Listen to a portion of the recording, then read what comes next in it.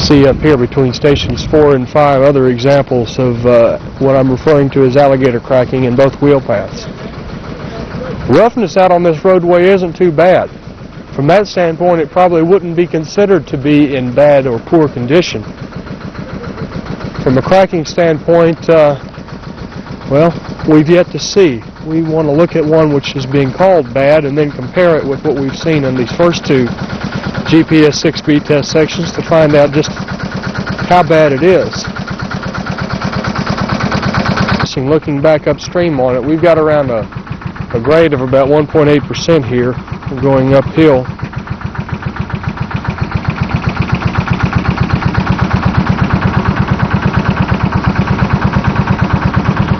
Looking all around, see the terrain around here. We got hills running in all directions, and you know, at the center line, if you just visually interpolate a cross section going across, you would judge that we were in around a 10-foot cut or so.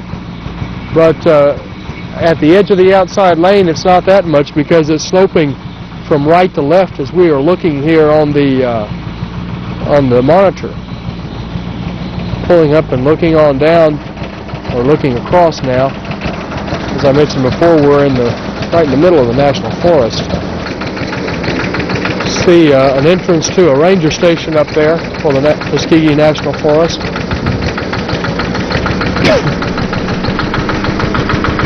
Coming back around, you can see what I mean. A few more examples of the type of country that we're in around here. Augering the whole roughly 80 feet downstream of the end of the test section, getting into subgrade soil there. This is what you see the ground up asphalt concrete over there, and then you see the soil aggregate base layer. And then a sub-base material, or fill material, and then the subgrade there. Came out of the hole. Sandy clay is again a very appropriate description of this material, at least from my judgment. As you can see, looking at the ruler being held down the hole, we've got around 10.5 inches total of asphalt concrete here. So what we were saying before about being in the transition area back there was correct.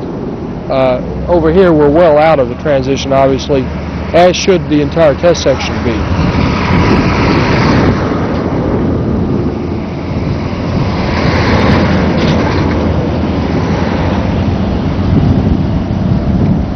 Here just within the test section, about station 4 plus 50, and stop to make some comments on this.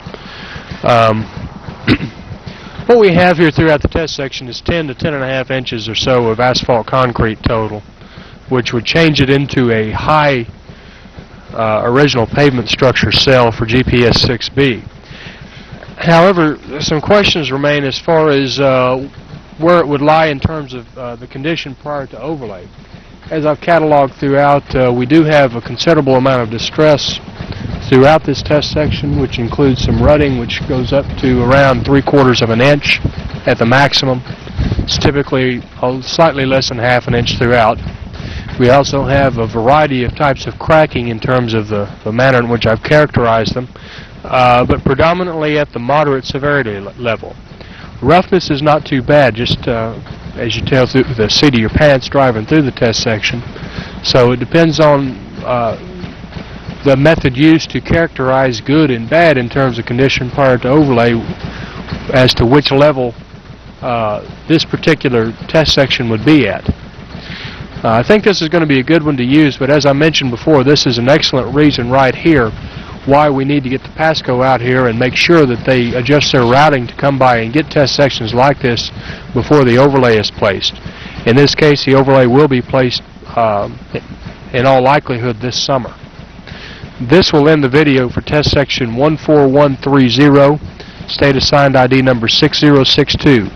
We're on State Highway 186. We're just south of I-85, a little bit over to the southwest of Auburn, Alabama.